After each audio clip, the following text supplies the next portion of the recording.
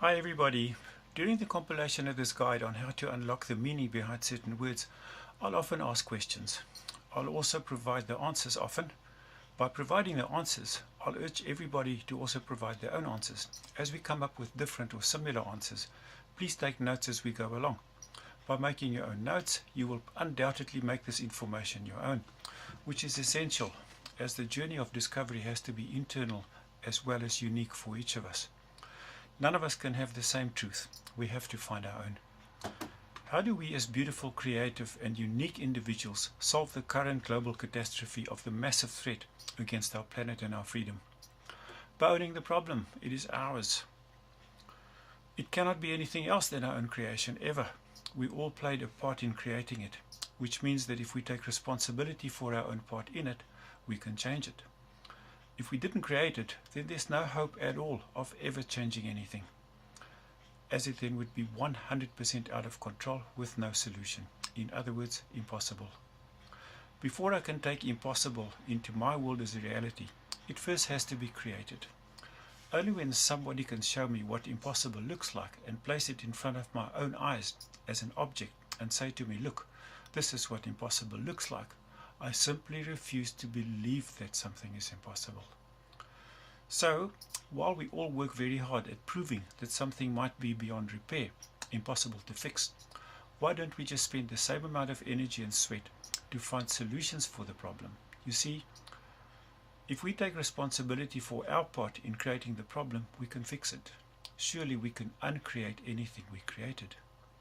There's not a single man, child or woman on the planet today that is in possession of any document that states that they are not a corporation unless they have a live life claim.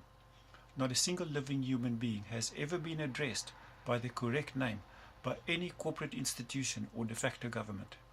Not a single de facto government has ever been able to come up with a single valid contract signed by both parties and two witnesses with regard to any of the demands they are making on people.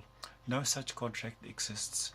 The reality is that an individual cannot interact with a corporation unless he or she represents a corporate entity. Okay everyone, this is how my system works.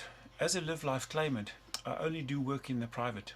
This means, as the definition of private, that it is between two people, and whatever takes place is not open to a third party or any other outside influence whatsoever. There is of course also the word confidential, and that means that it is a secret. I deal quite comfortably with both private and confidential. Let me define this. To everyone that I give watching this presentation an idea of how private and confidential works, I can explain it. A client contacts me and has got a specific problem, and after spending some time with me either on Skype, WhatsApp, Zoom or any other online interface or in person, we find a workable solution for the problem. How we solve it, what we do, and what fee or donation comes into the picture remains between us as a trust agreement. This is not a written contractual trust agreement in the literal sense of the word, but rather a commitment to each other that the details of how we solve the problem does not get disclosed to anybody else. Should this happen, it of course breaks the trust that was established between us, and I can no longer do work with that particular individual. I do not charge a particular fee or a specific fee, although I'm very glad to receive donations so that I can continue helping as many people as possible. Strangely and very sadly, most of the people that need assistance rather urgently are seldom in a situation to spend a lot of money on their problem. I also expect everybody that I work with to make some or other contribution as an appreciation for the value they received by working with me to find practical solutions. If what people have learned from me means nothing to them at all, I'm the last one to expect a contribution from them. We are all basically trapped in an environment that is driven by fiat currency, fake money environment. So we all need to do our best to work out ways to phase the stupidity of fractional banking out and replace it with something real, instead of us and our beautiful bodies actually being traded as collateral against the fiat currency, which is the current situation. When they print on the notes, "In God we trust," they literally mean the piece of paper that the words are printed on is their God.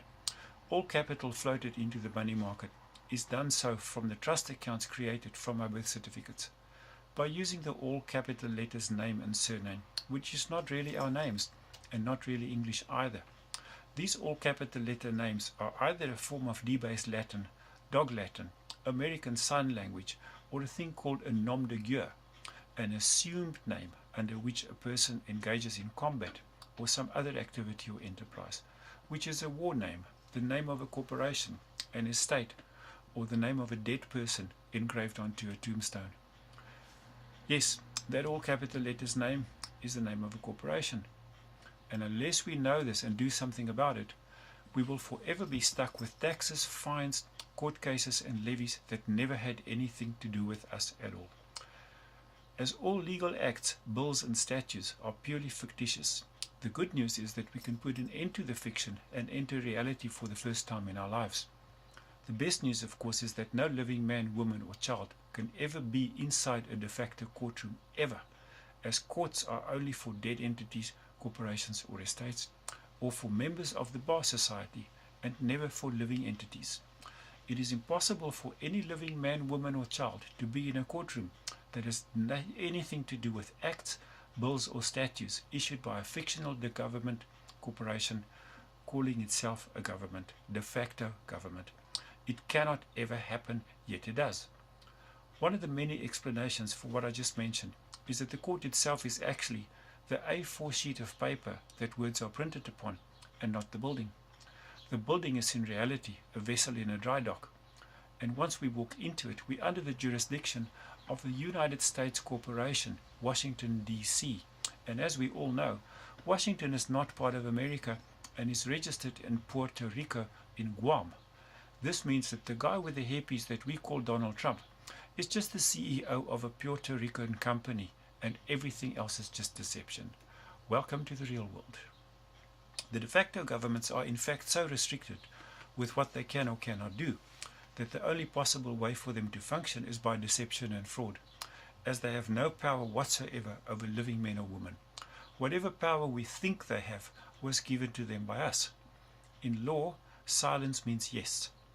So they assume we consent to all the criminal acts they commit against us.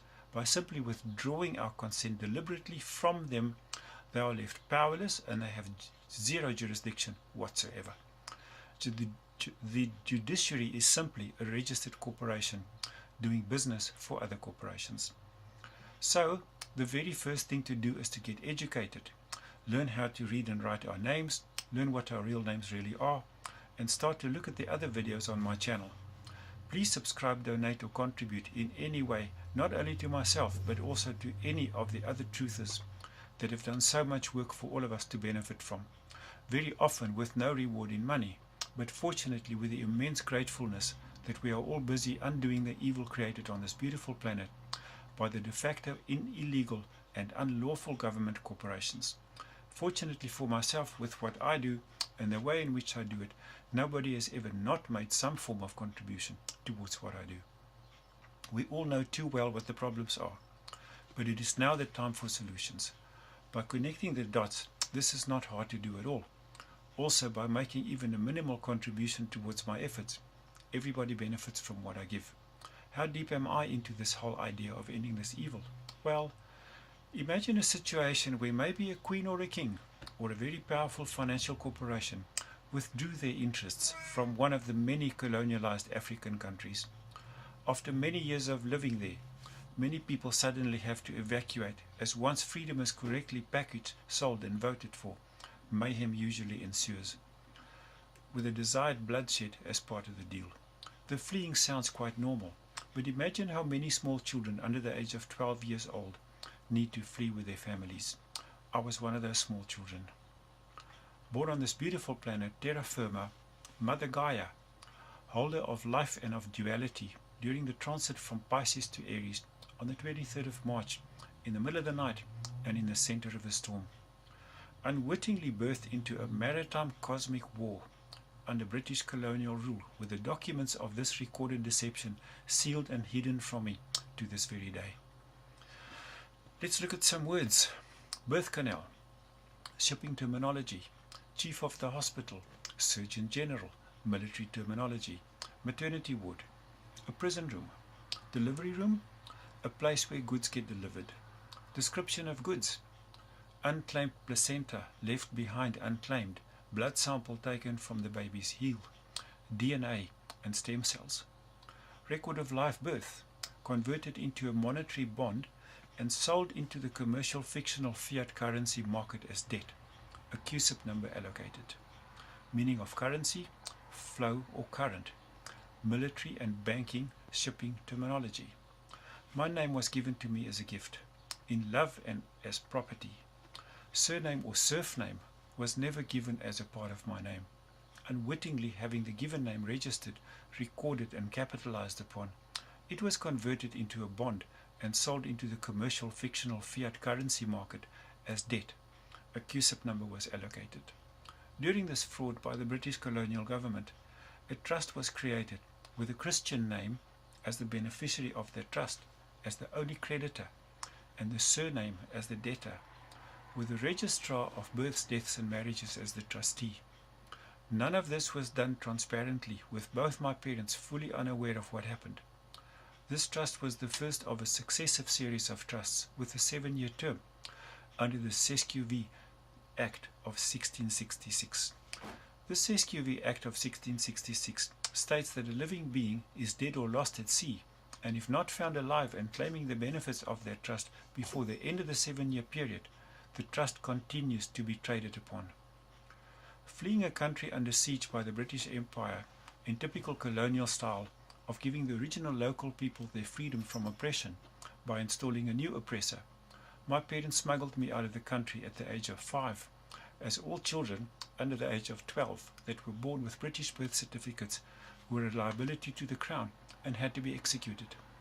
This was common practice in many African countries as well as in other parts of the world.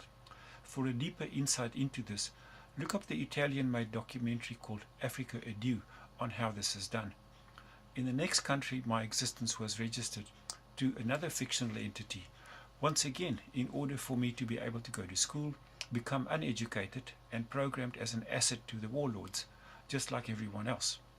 My language changed from fluently speaking a dialect of several black languages to Afrikaans and English. An older brother and an older sister were kept with 2 other families, making it harder for officials to find all 3 of us, as my parents were clever enough to see through this deception of the government by then. My brother was much later in his life found and shot dead. The second registration of birth created yet another bonded document under the SESQV Act of 1666, traded upon and sold into the commercial fictional currency market as debt, with a CUSIP number allocated to it. Much later in my life I served in the military, with all rights stripped away from me in the brutal and bloody war against the current financial corporation known as the ANC, pretending to be currently in charge of South Africa.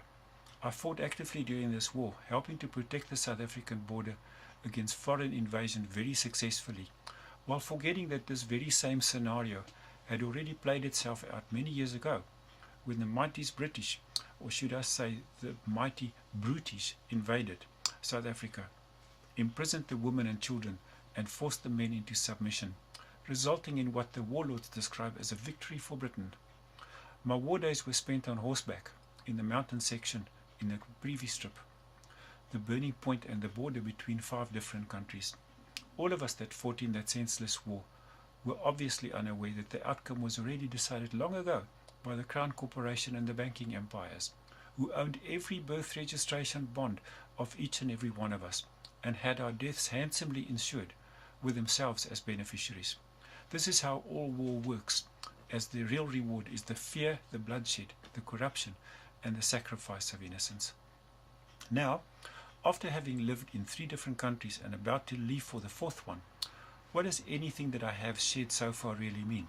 Okay, it all has to do with the all capitals name and the fraudulent use of language. As a 5-year-old child, as a political refugee with my family fleeing for their lives to another country where the same thing would happen again later, a fully grown adult with my small family leaving the second country as financial refugees, as the decimation of white farmers of the current South African genocide is politically incorrect to talk about. Our next country, of course, welcomed me with open arms. After I have created much more value for them, by having my trust exported with hundreds of millions in dollars that is being fraudulently traded 24/7 on the international fake fiat currency market by using my all capitals name.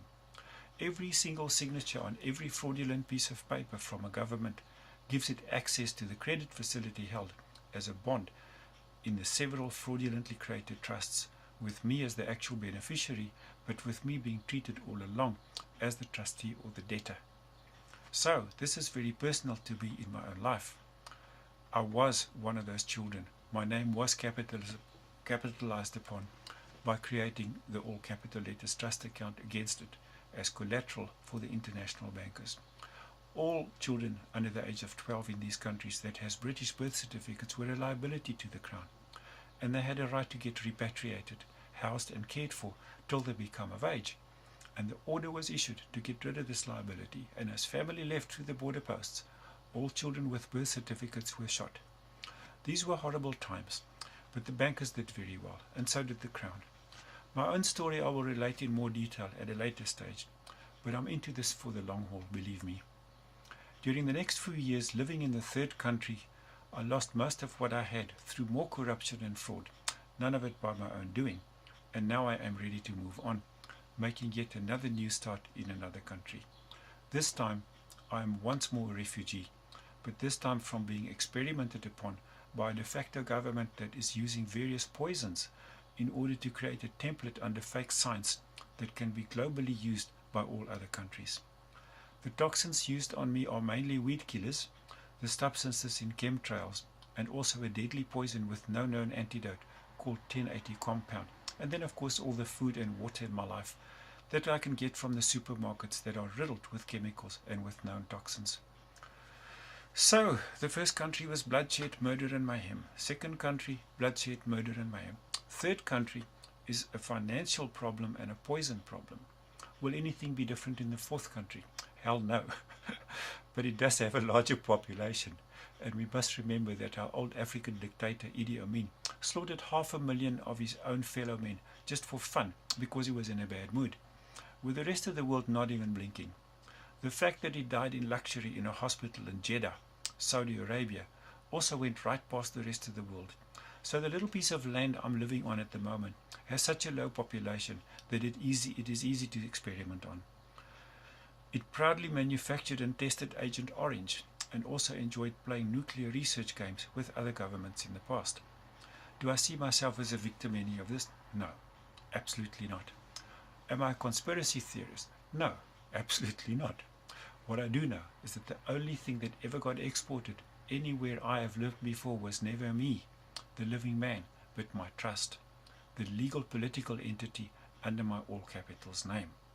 What I do know is that very few living men, women or children on this planet has any proof that they are not merely fictional corporations, with every document, certificate, registration, license or bank statement not existing under their true Christian names.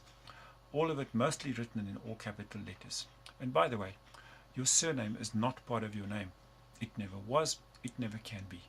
It can only refer to the tribe, the clan, the family or the place that you came from. If you doubt this, just ask yourself why none of the royalty ever uses a surname. What I'm sharing here are solutions. We all know what the problems are.